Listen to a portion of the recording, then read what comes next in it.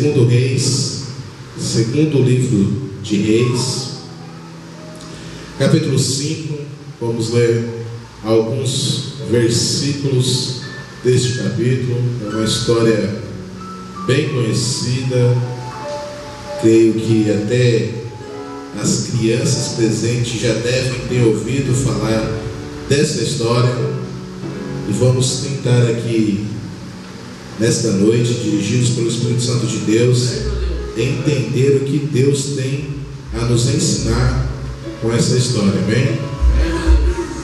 Você achou? Segundo Reis, capítulo 5. Eu ouço barulhos de folhas. Não foi todo mundo que achou. Vamos esperar. Logo depois dos livros do profeta Samuel. Amém?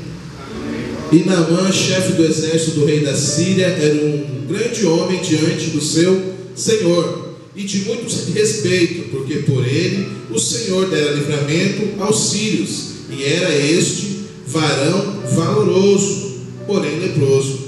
E saíram tropas da Síria e da terra de Israel, e levaram presa uma menina que ficou a serviço da mulher de Naamã. E disse esta a sua senhora: quem dera que o meu senhor estivesse diante do profeta que está em Samaria, ele certamente o restauraria da sua lepra.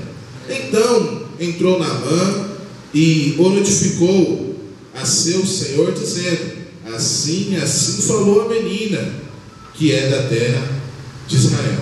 Amém? Feche seus olhos, estenda sua mão, interceda pela minha vida, para que eu possa ser apenas um instrumento na mão do Espírito Santo de Deus nessa noite.